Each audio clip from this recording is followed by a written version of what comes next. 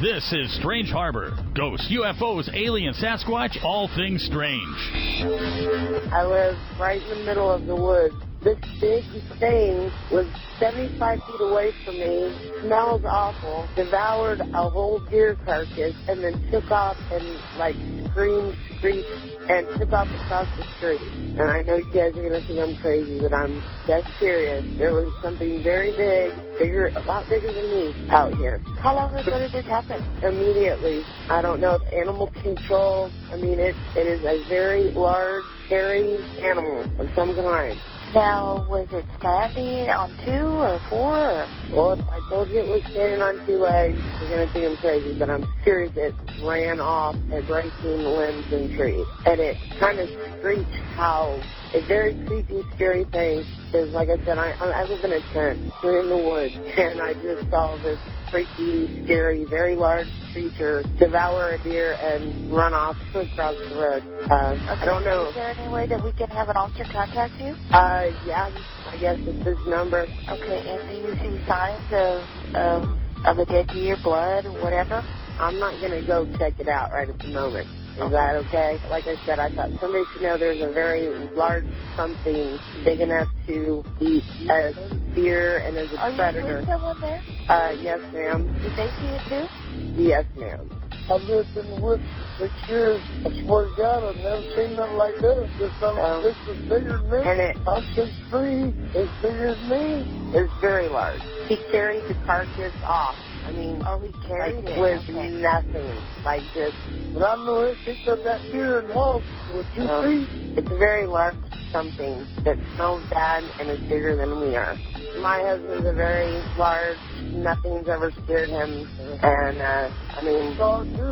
we both saw it, so. Okay. All right. We'll have an officer patrol that area. Strange Harbor. Be strange.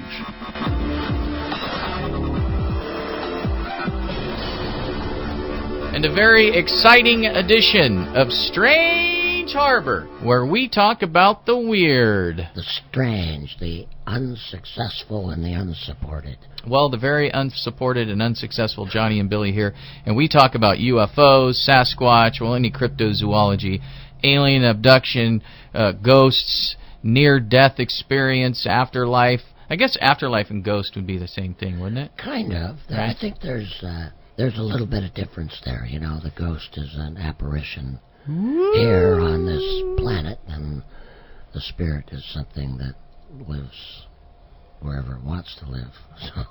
Also, conspiracy theories. What other things? Did we cover Witches, everything? Warlocks, goblins, ghouls. Okay. Yeah. And historian Stephen Arms. I'm glad to be here. Thank you. Tell us a little bit about yourself. Well, I appear once a month on the last Friday at 8 o'clock here on KBKW on Coffee Talk every month, and I do pieces with Doug over there. We talk about the day and history, politics, whatever is coming through. I'm a former professor of history. I'm one of these people that came here from California. Boo hiss, boo hiss. And my wife and I have been here for 16 years now.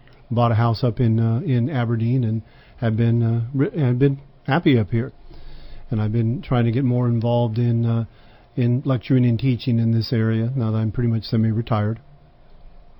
Have you seen a UFO or a Sasquatch ever? No, but technically, yes, I've seen unidentified flying objects. I've seen things in the sky that I didn't know what it was. Right. But if you're telling me that have I seen an Altarian mothership, no, I haven't seen it. I have not seen an Altarian mothership. Wow, so you're versed in things like that. Yeah. I am a longtime sci-fi reader and fan, going back to Bradbury and Larry Niven and Asimov and people like that on. So and I have more than a passing interest in the metaphysical. It's an aspect of history too. Right. Now, can you tell us any history? Give us any history of UFOs or Sasquatch or anything? Well, I would tend to think the one thing that leads me to believe that there probably is some form of Sasquatch creature around is just that in the history of Native American peoples and in indigenous peoples in other parts of the world, obviously in the Himalayan area, they have legends and stories. People who are much are much more closely connected to nature than we are, that there were these beings that lived there. That alone would make me think it would give it some validity in it. Is it possible that you would have it? Also, in research, they found out recently that there is, of course, an ancestor, a parallel evolutionary creature called an Australopithecus, which was a large anthropoid that would parallel human development, but it was about 8 or 9 feet tall. They found skeletal remains of this in Eurasia. Mm-hmm. And I go, when I saw the diagrams of that when I was watching a special dealing with something on this, I said, well, there's your Yeti and your Sasquatch legends right there. Yeah. You might have just simply had a species. And they go, oh, that's impossible. We'd have seen them.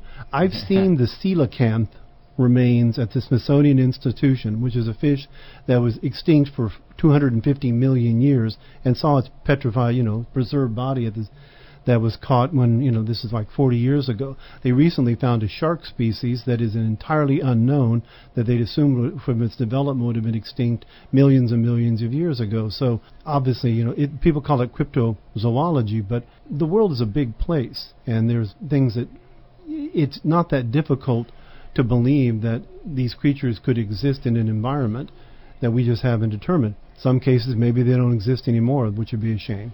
Maybe we've driven them into extinction by expansions. But I do believe it's a possibility that many of the legendary creatures in the world were legendary until somebody actually discovered them.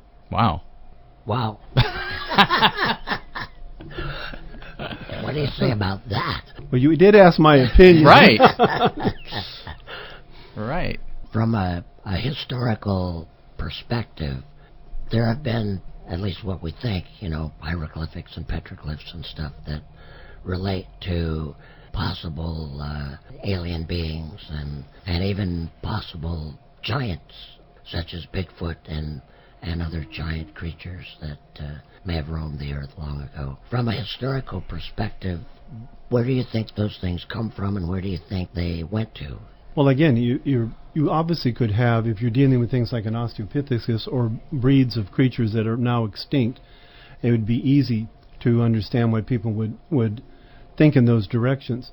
As far as the depiction of aliens, I mean, you see that a lot in Mesoamerican and South American renditions in their art and the like, of things that indicate that there's some chariots of the gods, that type of idea. I think one of the more interesting proofs on that was the plane drawings in South America, where you actually have depictions of art that you could only see from 2,000 feet in the air. Now, either someone had a tremendous imagination, or someone was actually doing something to see that you could actually be in the air. I think the universe is a big universe, and it is quite possible that the planet could have been visited in the past by other races. You have to assume from other worlds. You'd have to assume that they can get around distance, is the big problem with it. The universe is incredibly, massively large. And if you're going anywhere at the speed of light or less, you're going to get there in hundreds or thousands of years to get anywhere. But once you can transcend, we have a lot of people talk about hyperspace and warp spaces and folded universe theories and all that type of stuff. There's string theories on. Anyway, I don't want to get into it. I could get myself lost there for a second. Once you can transcend distance, then it's entirely possible that if you had races from other worlds, they could easily come here. And if you're ever going to have any being, if there is life in the universe out there that's developed life that has learned to have found some way to get around the distance, then visiting here would be fairly effortless. The question I would wonder is why? Why would you want to visit Earth? I mean, I assume maybe we're a low rent district and they just feel sorry for us or something. Right. In the Milky Way galaxy, where we live, obviously, our sun is a Type G star, a yellow sun, and there are approximately 3 or 4 billion of them in this galaxy. If you assume that a Type G star, just for the sake of assumption, let's say a Type G star like we have is the one more likely to generate life, then that's 3 or 4 billion worlds that could have developed life, as we would understand it to be.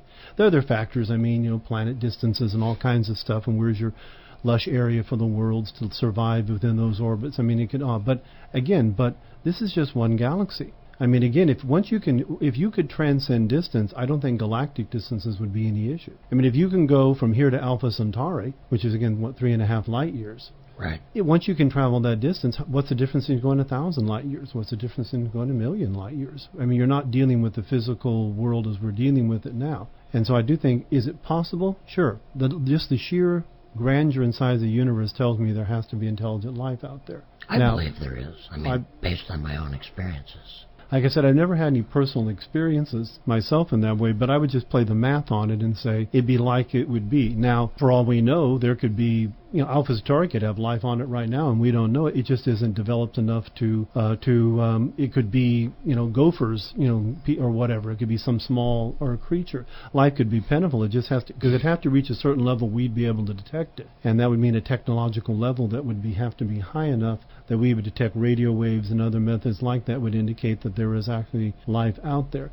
And again, the universe is approximately 20 billion years old. Intelligent life could have risen and fall a million times in 20 billion years. That's right. Right. I believe that there are different levels of advancement or different levels of evolution within all the living creatures in the universe. Where are we in the history of the universe? Where are we right now? Well, our human beings, our system, our sun is about 4 billion years old at this point, and and humanoid life has only been in existence for about 1 million years. Technically, if you want to get into Cro-Magnons to going to the modern Homo sapiens, we're talking about 50,000 years. So, when you think about the fact that the mountains are billions of years old, and we're talking about 100,000 years. What are we other than hairless apes running around on a planet? But the fact that we can even ask these questions, people would ask in another metaphysical concept, do human beings have souls? I think that only a creature that has a soul would ask that question. In dealing with the idea of extraterrestrial life, I would think definitely possible. Now, the fact that the Air Force recently revealed that they actually are spending money on UFO phenomenon that was released recently, this year actually. That tells me that there must be something going on, that they're obviously, if they're checking it, because they're obviously not saying, well, this is these days the standard blame person, I guess, are the Russians, but it would be it's not they're not saying, well, we're worried about the Russians, because they thought it was the Russians, they'd say it was the Russians. Mm-hmm. Or the Chinese, or whoever your particular boogeyman of the day you want to be. Right. The fact that they're doing it tells me that they're researching it. And if the government was aware of the fact that there were extraterrestrial beings had visited the Earth and they had actual proof of it, would they keep it from the people of the world? And I go, of course they would, because it's the most significant event in human history. And politicians are paranoid. Possibly, but literally, you have to think more than just politicians. It affects politicians, I'd agree. It affects governmental structures. It would affect every religion in the world. It would also change physical laws, because we have physical laws, we believe, and our physical laws don't let us transcend distance. Well, if somebody's here, guess what? New set of physical laws. Right. That would be the whole point. I sing the Body Electric Bradbury's, are there mangers on different world that knew his light and virgins? He comments, the concept of religion would all change, because if the Denebim 4s show up here and go, hey guys, how's it going?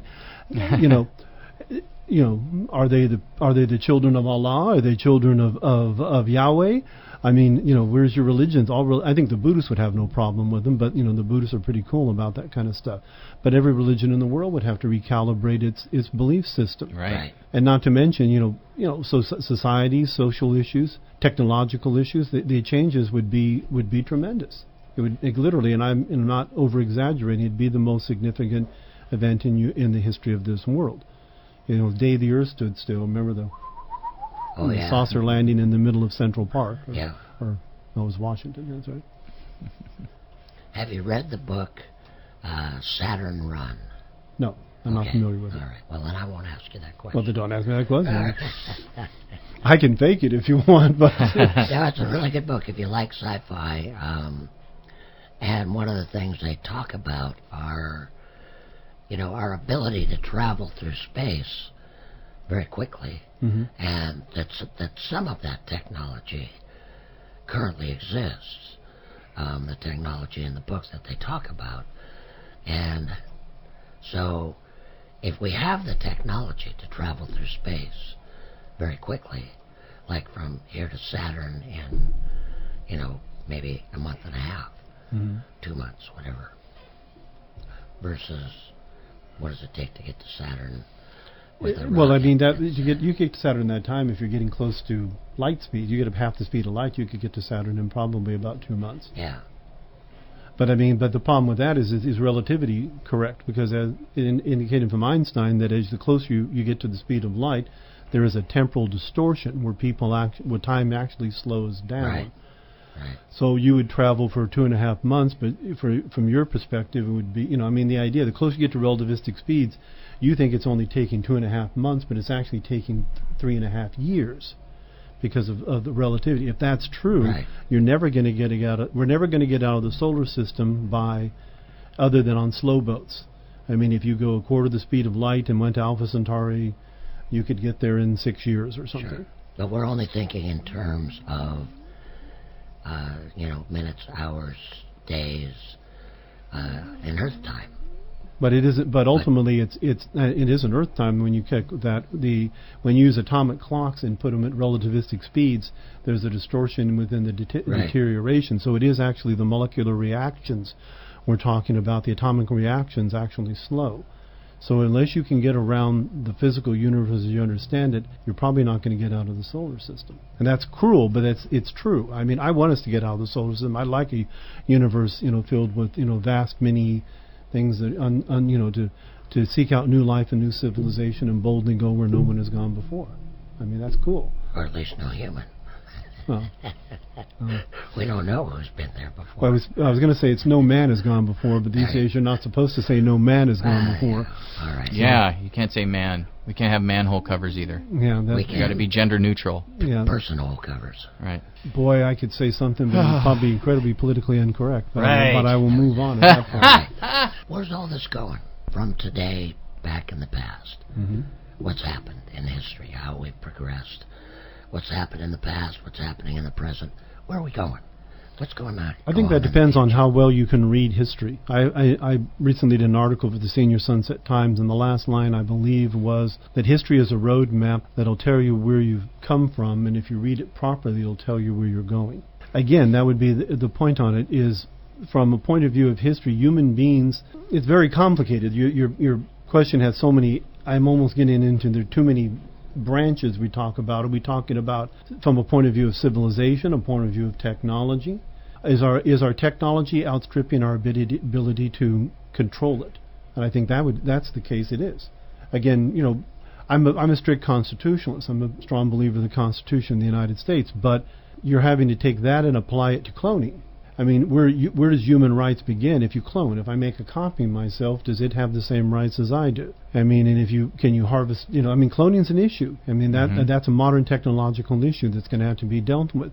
How are you going to get around issues of what defines human life entirely and what defines death? I mean, someday we're going to probably be able to copy the engrams and patterns of human minds onto technology. So I can literally put you in a computer file. For those who watch Winter Soldier, Armin Zola did that in the Marvel movie. Mm-hmm. Okay, are you still alive at that point? Are you still that same person if those engrams are copied, though your physical corporeal body is gone?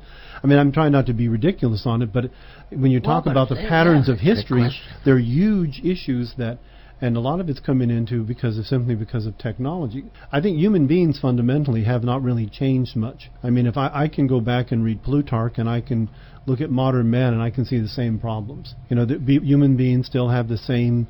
John and I have talked about still have the 7 deadly sins still. Mm-hmm. Humans still have greed, and they still have lust, and they still have envy, and all the different things that make us up. We also have nobility and strength and courage and other things that go the direction too. But we're on the edge of a brave new world. I mean, our technology is going faster than our ability to keep up with it. If we don't learn how to control it and keep it and understand it, you're going to defer to. We're going to be deferring to Bezos and Google determining what our world's going to look like. Technology in and of itself is not either good or evil. It just is. No. So it's the way we use it that makes it good or evil. I'd agree with that. Are we moving more towards an evil use of technology versus a good use of technology? Technology ultimately is power, is all it comes down to. Right. And power is always a problem. Most people in the world can withstand misfortune. They can withstand even failure. But if you really want to test a person, you give them power. And how they use that power indicates the true measure of the character of that person. So I would definitely think that technology is not evil, and but if it creates power, the problem with power is when you give a person power, they tend to want to play God with it. And are you going to be a benevolent God, or are you going to be a malevolent God? So I would definitely I think that is what we should be afraid of. Are human beings, I would think human beings now are less moral than they were in the past. Because there is something to be said for having a healthy fear of punishment for your action. People often say, well, Islam, Judaism, Christianity, primary religions, your actions have consequences, and you're ultimately judged on it from a religious point of view. And people, atheists will say, well, it's all superstition and all that. And I go, yeah, fine. Well, I'm not an atheist because I don't have the faith to believe in nothing at all. If you don't think an atheist isn't a person of faith, boy, that takes some serious faith to be a total atheist, And if it doesn't, if there is no real morality, then why don't I just shoot the atheist? And what does he care about it? It's a totally immoral world anyway, right? So is there value to it? I think modern people probably, from a historical point of view, have less guidance because of spiritual issues. Now, whether you agree with Christianity or Judaism at all, they do set parameters on what you're supposed to do. And like I said, from a Christian point of view, for example, I'm not a Christian. Matter of fact, I can tell you entirely because my wife told me. Mm-hmm. My wife is a pagan. My wife is actually a Wiccan. Mm-hmm. I literally live with a witch. Okay. Now, she's a good witch. Okay. Okay. But, blonde hair, and deer come and eat out of her hand. I literally saw that happen when we lived in Oregon. This deer would come and eat from her hand. I'd stand up and it'd yell bear and run for the forest. This is on me. But the point is that I'm not a Christian, but I look at the philosophy, say, of Christ, and I go, if a person lives on those ideals of Christ, they're going to live a decent life, and they're going to treat people well, and they're going to make moral decisions about, like, the technologies we're talking about. Right. So I would tend to think, I'm not advocating just that particular religion, but I also wonder, spiritualism in general, human beings are given up on the idea of a spiritual consequences for their actions, even if it's just harming your karma in your next life, whatever it happens to be. If you don't have a morality, then you're going to make immoral decisions. And there's no relationship between religion and morality. That's an argument. I can argue both sides of that. Do you want me to get historian on you? In Boethus' is Consolation with Philosophy, which is an ancient work dealing with the consolation of dealing with philosophy and religion. The concept is that human beings have a void within them that can only be filled by God. And if you assume that human beings have something that is a soul that's greater than their mortal existence, then there is a longing in us for that part of us that is transcendent. So then, is religion, is it filled by a benevolent force or a malevolent force? What is that? Does that aspect in human? That's the argument for addictions. From this point of view, it's the reason why people commit sin. I guess it's from the consolation philosophy idea, and it's a valid idea though. If human beings have voids in their life, they will fill it with something to try to get rid of the emptiness. And is that what is the choice on? Most people can't just fill that void with their life in general. They have to find something beyond the world to fill it with. Well, it's Strange Harbor, where we talk about the weird, and we have historian Stephen Arms in the studio. More coming up on Strange Harbor. You're listening to Strange Harbor. Ghosts, UFOs, alien, Sasquatch, all things strange. Online at strangeharbor.net.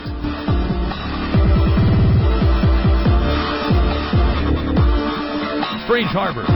Be strange.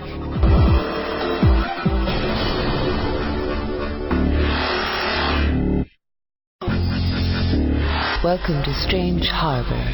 If you've had an out-of-the-ordinary experience, then come to strangeharbor.net and let us know what it is.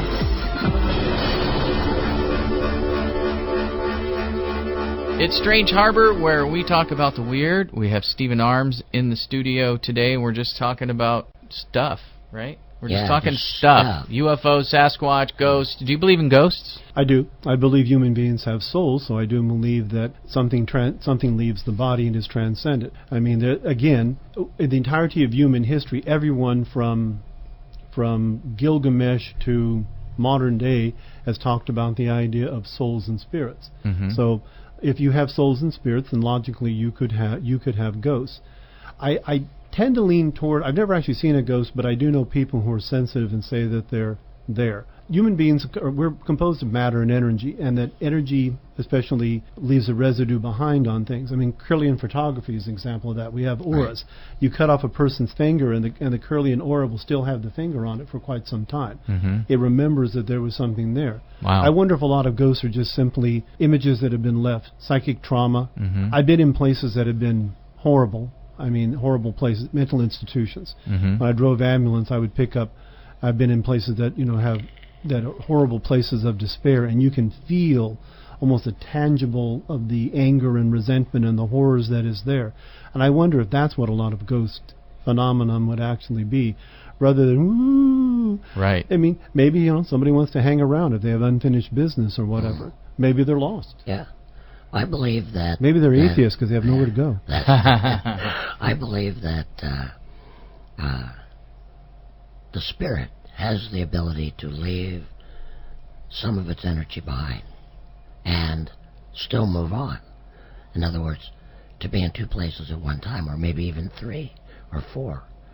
I believe that the spirit, the soul, is made up of... It's a concentration of the energy of the universe. And it has character, personality, it has all those things. Well, historically, the concept is what sometimes referred to as an astral body, meaning a soul.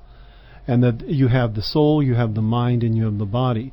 And the mind is the interface between the soul and the body.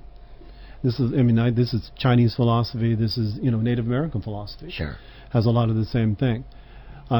Do we live in a world that has spirits? Is the world just the physical hunk of matter we have around us? And I go, one, we're perceiving it through all of our senses. And boy, you get into that. The world is not what we see and hear the world, but it's not what the world is, because again, what does a cricket see the world as compared to us? I mean, perceptions are all different, and what's reality is somewhat subjective. But if you're talking about the interface of the spirit, again, is there something beyond that connects beyond the divine, something that is transcendent? I would tend to think then you're right. I could agree that energy could be left behind. Let's call it psychic energy as compared to the energy of the soul. And what's the soul made out of? I have no idea. The day someone comes up with a soul meter, it's either going to solve or make every problem in the world 10 times as worse. In your opinion, is there a supreme being, a god, a whatever? I have a tendency of having a problem with an omnipotent entity, because I don't believe in omnipotence, because of the old, can God make a rock bigger than God could pick up? And if God can, then God's not omnipotent, and if God can't, then God's not omnipotent. Did I go too fast? My mind is blown. Okay. Well, the idea of what is, I'll go with the nigh omnipotent. That goes back to the idea, if we are beings that have something that connects something beyond the world, then there's something beyond the world. For the sake of the argument, I'll use a sci-fi analogy. We live in 3 dimensions, 4 if you count time. Okay? What if something lives in 5 dimensions? Mm-hmm. Like Sasquatch. Possibly. I would tend to think Sasquatch is probably a corporeal entity. If a being is a 5-dimensional being and it moves into a 3-dimensional world, it only touches it in a small level. It is, for all intents and purposes, infinite from our point of view. It's like the idea of passing a sphere through a plane. Mm-hmm. It has infinite number of points as it passes through. It's infinitely large compared to a 2-dimensional object. Right. So, again, if things are beyond our dimensional understanding, then they would be virtually infinite. So is there a God? Any being that has more than 3 dimensions is probably infinite. And what is infinite? A being with 6 dimensions would be infinite compared to a being in 5 dimensions, if those dimensions do exist. Infinity is relative. Infinity is relative. From our point of view, if a flagpole is 5 miles high or 5,000 miles high, how do we know the difference if we're standing looking up at it? Because we're trying to look for something that's beyond our comprehension to understand. They say that, infinite universe. Apparently the universe isn't infinite. But for all intents and purposes for us, it might be. Mm-hmm. So if the flagpole is a mile high and the cloud cover covers up the last half mile. Does the last half mile exist? From a physical point of view, obviously it does. From a perceptual point of view, it doesn't. Again, if you have, it depends on your perceptions. If you can see through the cloud cover, obviously it exists. If you can't, then you're walking around like most people in the world with blinders over their eyes, are not actually looking beyond beyond the end of their nose. Right. Well, hey, man, this is some deep stuff. It's the problem with the problem with being a historian. It's sometimes a blessing and a curse. I've read Aristotle and I've read Thucydides. You read all the philosophers. Like I said, I know my Greek mythology. I know my Norse mythology, my Egyptian mythology, my Babylonian. You have to. Mm-hmm. And all the people have always dealt with the perception of what is our purpose in the world, and do gods exist, and what happens when we die. I mean, every one of them have different interpretations of that, from the gloons of Hades to the cold plains of Niflheim to the 9 circles of hell. Of course, that's only Dante. So what's your opinion on the answers to those questions? My opinion is the Irish gravestone that says, "I am now wiser than the wisest amongst you." Once I die, I'll know. Right. As of right now, I would tend to think that if I believe in a soul, then I probably believe there's probably multiple places that souls go to when they die, depending on the individuals. I would tell you whether it's a happy hunting grounds for more of a Native American level, or whether it's a Valhalla, or whether it's a heaven or a hell. And then an argument that, is there a Jewish heaven and a Muslim heaven and a Christian heaven? That's been an interesting argument, That's why I choose not to be religious. I'm not an atheist, but I'm not a theist either. So. No. And like I said, I would consider myself I would be an agnostic. I mean, I've studied too many different religions to believe that any of them are right. Mm-hmm. I think some are better than others. I think anything that leads people toward that, allows them to embrace that aspect which touches the transcendent, is a good thing. Mm-hmm. As long as it's not going to hurt and harm others in the process. Oddly enough, artists do the same thing. An artist who is a musician, for example, and you get to that one point where they're playing and it's exactly right and it's perfect and they feel it, they actually touch the transcendent at that moment. Vincent van Gogh paintings, Leonardo da Vinci paintings, do they touch the transcendent? I look at that and go, it seems beyond what a human being should do to be able to create something so perfect. It has to be something greater than just the sum of our ack monkey people we are. Right. If a person, if we looked at a Da Vinci creation, and we looked at that 2 weeks after he created it, and then we looked again, 200 years after he created it, would we have a different perception? I think it depends on the eyes of the people looking at it, because again, if you're looking at let's go Michelangelo's David's a good example. A beautiful, wonderful piece of art. Transcendent. I mean, just the beauty of it is just incredible. But again, a person in his time would have looked at it, the patron who paid for it would have looked at it different, because it was a monetary value to him. People at the time, they didn't believe that David was a story about a little boy who used a slingshot to take down a giant. They believed that David was actually a character who was real, because the Bible was real, because the Bible was the divinely inspired Word of God. So their perception on it's going to be entirely different. Obviously, if a Muslim looks at it, they're going to have an entirely different perception, because they take the have no graven images entirely, which is why you have no statues in Islam. If that statue fell into the Muslim world, it would be destroyed. So, I mean, obviously different perceptions depending on how you're trying to deal with it. My idea of being transcendent, that's why I do have more problems with some religions than others. Proselytizing religions I bump up against, because, again, if you're going to spread it by the sword, then you're not giving me the ability to make the choice myself.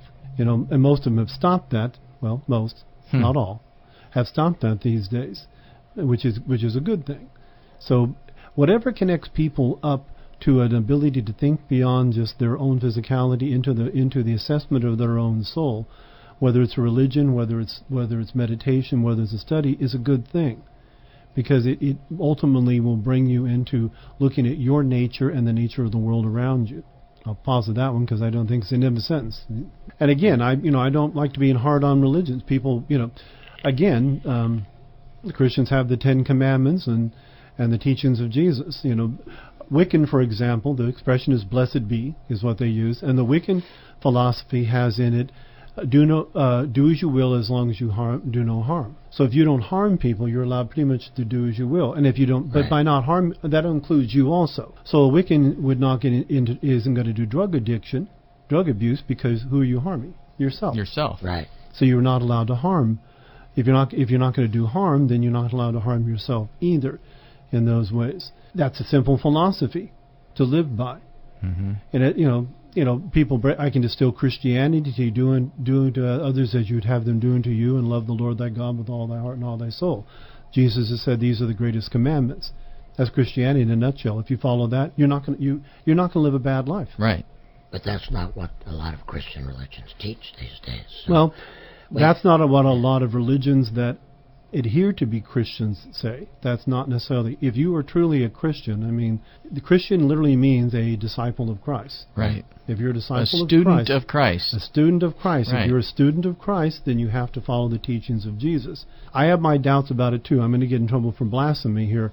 When I read the New Testament, I think Paul was literally the used car salesman of Christianity. He took Jesus' words and wanted to give them to the Gentiles. I always pictured him as a loud tunic going around trying to sell you something you maybe didn't need. Because I read Paul, and I think Paul's a lot of malarkey. Now, I'm going to go to hell for that, I know, but that's okay. Forgive me. But again, if you're talking about a lot of other good people there. Yeah, well, Mark Twain said, I don't know if I want to go to heaven or hell because I have so many friends in both places. I would tend to think myself that, that again, faith is a matter of whatever is making you a better person. I don't necessarily think that if your religion is harming others, then I have serious doubts on whether your religion has any validity. Because again, why do you need to be a jealous God? Why do you need to defend your God? If your God is a God, then can he defend himself? Good point. Go smite somebody, make him, I think that my belief is that God or the Spirit has no control over you, over human beings. None whatsoever. Zero. God cannot control you. Only you can control you. People have free will and self-determination. Right. So the only way that the Spirit or God, if you want to call, if you want to go bigger, go for the Big Mac, and can work with you is, number one, if you accept and understand how to communicate with that Spirit, and number two, understand that Spirit can only give you guidance and influence. It can't do anything for you.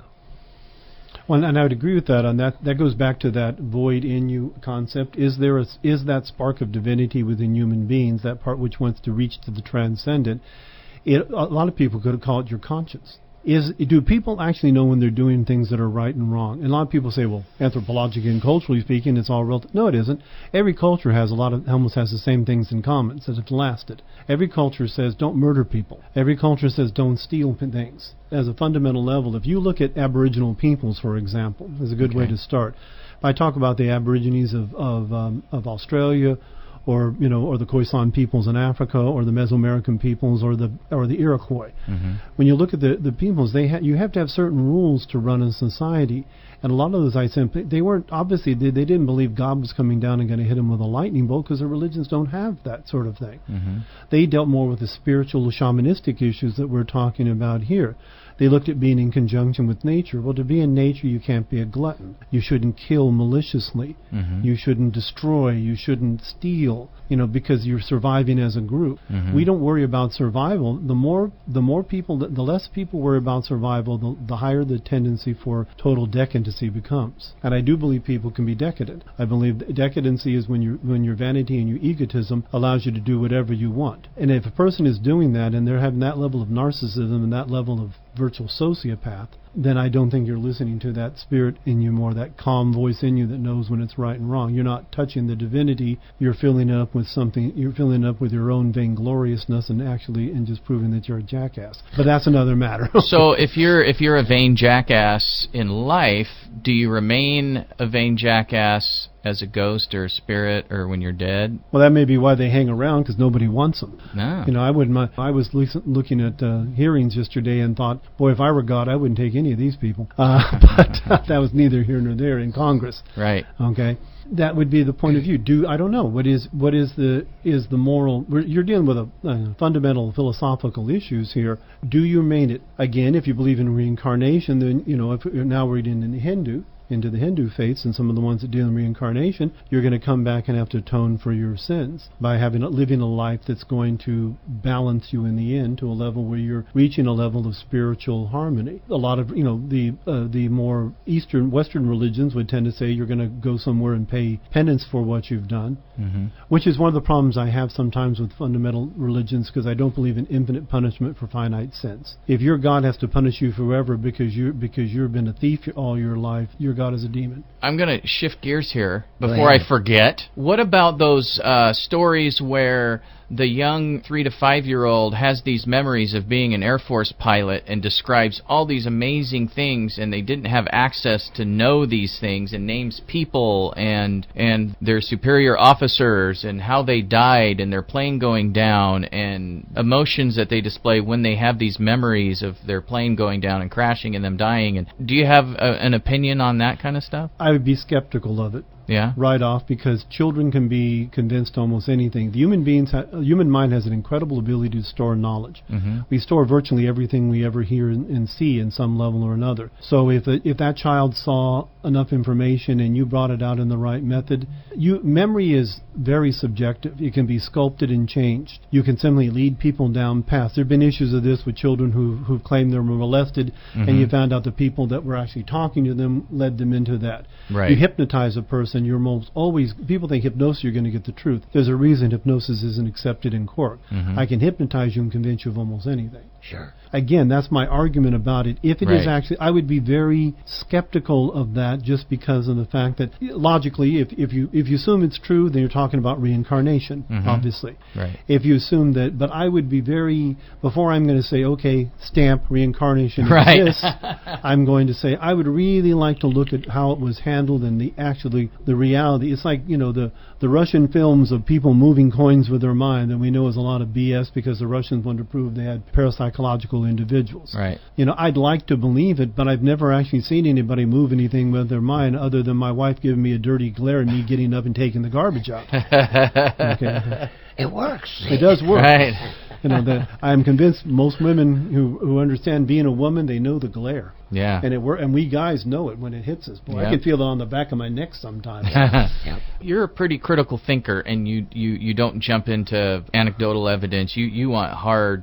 I do want hard evidence. Hard evidence, scientific evidence. I know this is a big what if, let's pretend, I have an imagination too. You're going down, 105, and a Sasquatch walks right across the street. You see it. It sees you. What do you do next? Well, I'd probably stop the vehicle and see if I can see it. I would personally get out and look for sign. I would look for tracks. I would look for things that would indicate that it was there. I'm not saying that, like I said, I would be willing to accept that it would be, because logically it could be a person in a costume. I mean, it could be tired eyes. It could have been Bill walking across the road and the headlights just hit him the wrong way. And he looked like Sasquatch to me. Right. I've been mistaken for Sasquatch. Me too. But let's say you see it. It is, in fact, it's not a person in a suit. It's not a bear. Do you tell anybody? I would tell people, because I would believe it. But if I looked at it carefully and concluded what I saw was the reality, as I understand it, I would tell people that I saw this. But I would also look, if it had walked there, there'd have to be trace. Right. It would have to have footprints. I would have to be able to find something. I'd take the pictures of the footprints to prove it. If it had pooped on the road, I'd get out a bag and got to save it.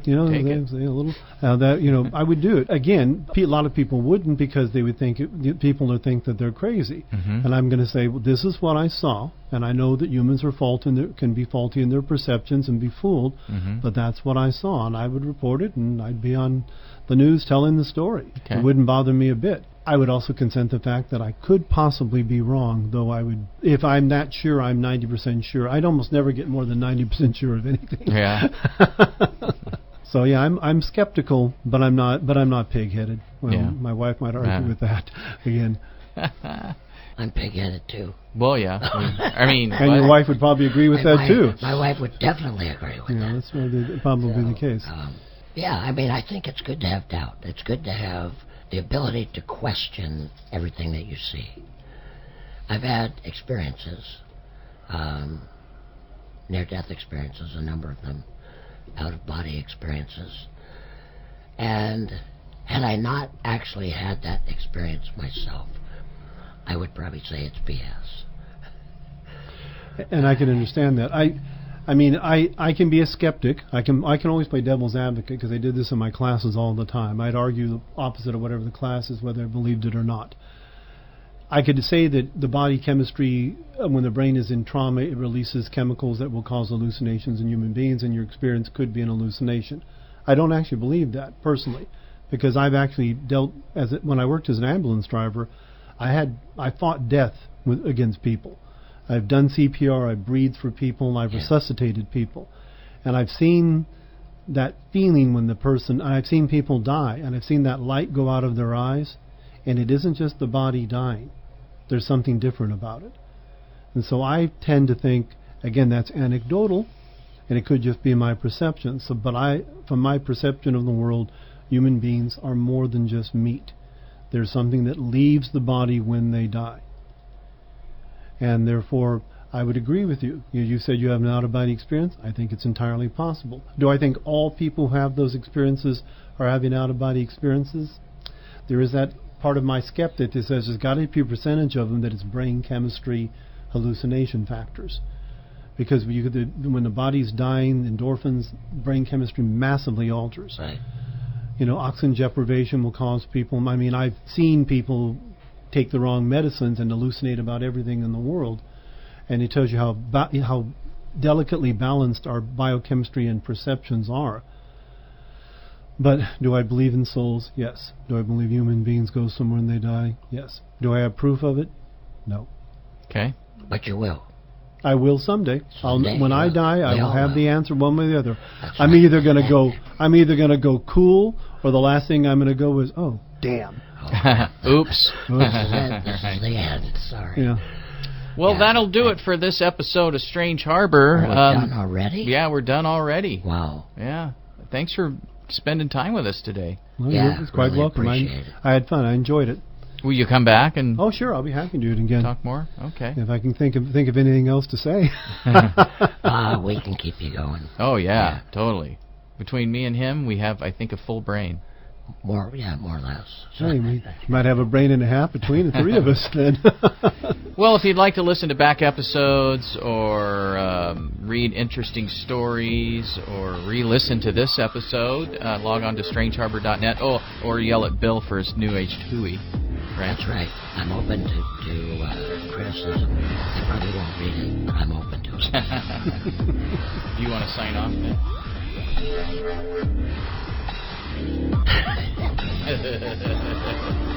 Well, how about I'll say goodbye and thank you for having me.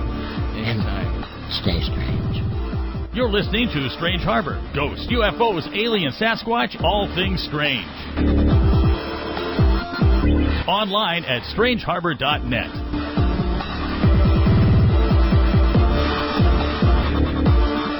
Strange Harbor. Be strange.